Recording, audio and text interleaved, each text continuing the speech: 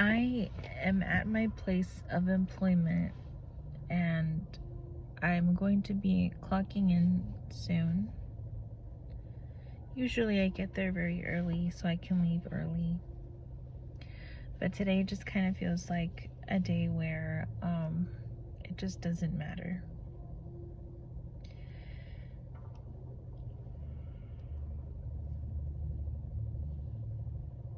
Yesterday I had a whole discussion with myself, as I tend to do, about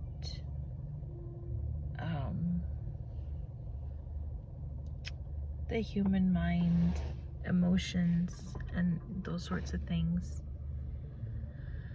And this morning I woke up feeling very troubled.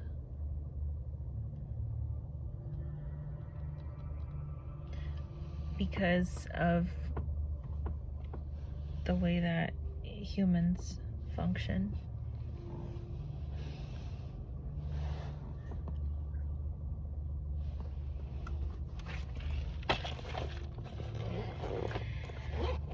And I say it like I'm not a human.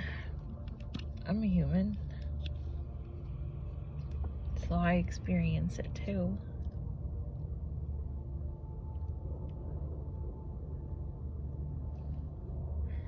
But isn't the whole point to just, like, if we're talking about the evolution of human, everyone is so, like, everyone assumes that our evolution is technological. And okay, don't get me wrong, yes, you know, we've made a lot of advancements in science, but humanity, in my perspective, has not advanced at all. We have not evolved. We're still very much like our ancestors, right? We're just barely getting out of the cave. Some of us don't even want to leave the cave. Some of us want to stay in the cave because the cave feels safe and the cave feels nice and the cave feels familiar. And they don't want to leave the cave. That's wild to me. How could you not want to evolve as a human?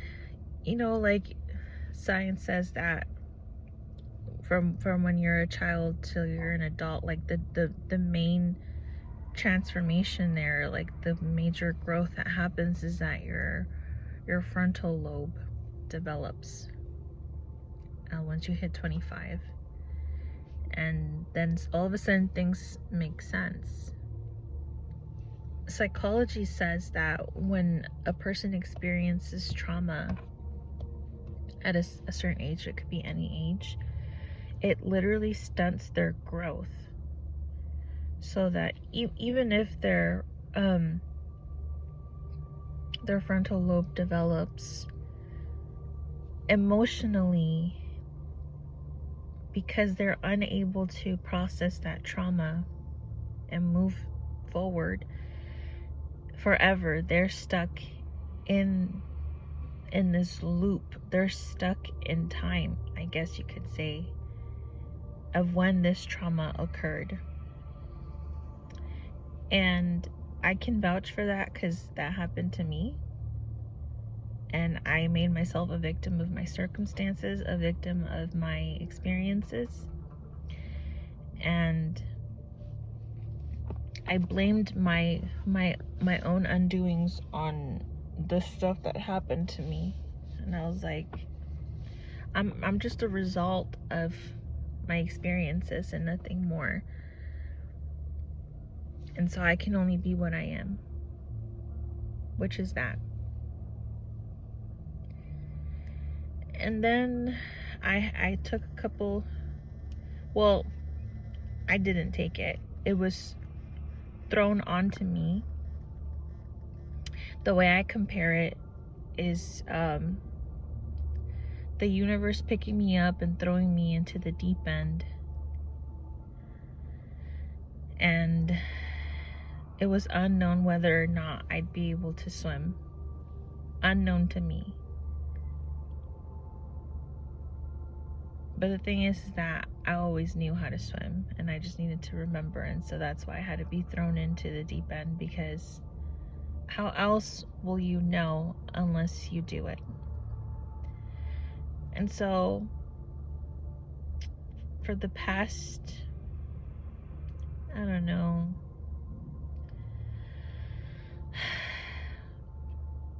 maybe the past 5 years, perhaps, I don't know, and like, I kind of feel like everything's very interconnected, so you could say that this started from the very beginning.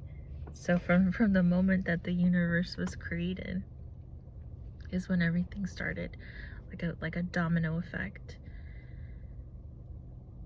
I spent the last perhaps 3 years in a very reclusive, hermetic lifestyle, because I needed to, one, have the message be fully ingrained, and then embody the message. And what is the message, right? I think I've spent the majority of my time trying to process the message without distorting it, without projecting my own biases and judgments and all that. And I know it sounds really cheesy. I mentioned it to my sister and she just laughed. And I didn't say anything because I'm like, I don't know how else to make you understand. I told her about this little boy that claimed that he remembered where he came from, and that he came here to deliver a message, and it was very important that he deliver it, and that's why he was allowed to remember. Because he said that once you're born human, you forget, because you're meant to experience these things that you experience as a human, for a soul purpose. Like, your soul has a purpose. And he said that he remembered everything, that we come from something called a totality, and the totality is everything. And you could call it God, but it's not the God that these religions profess. It's not some figure in the sky. It's not some man with a beard and long hair. It's not any of the things that we can possibly portray with our and express with our human minds. He says it's everything. It's you. I'm hungry, I'm sorry. It's you, it's me, it's the animals, it's the plants, it's the trees, it's the sky. It's everything and everywhere. It's the totality. And he said, when we die, we'll go back to that. And so I was talking about it with my sister. And she's like, where do we come from then? And I'm like, from love. And she just laughed at me.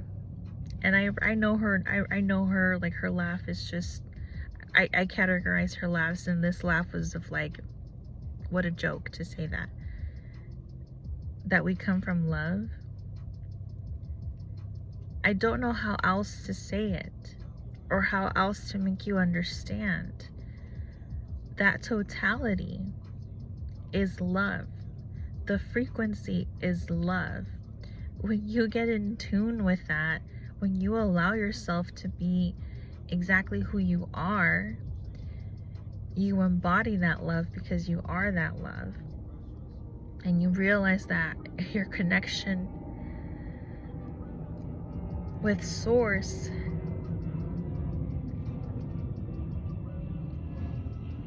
it was never gone. And you just had to quiet your mind so you could finally listen. I'm sorry. It just really got to me.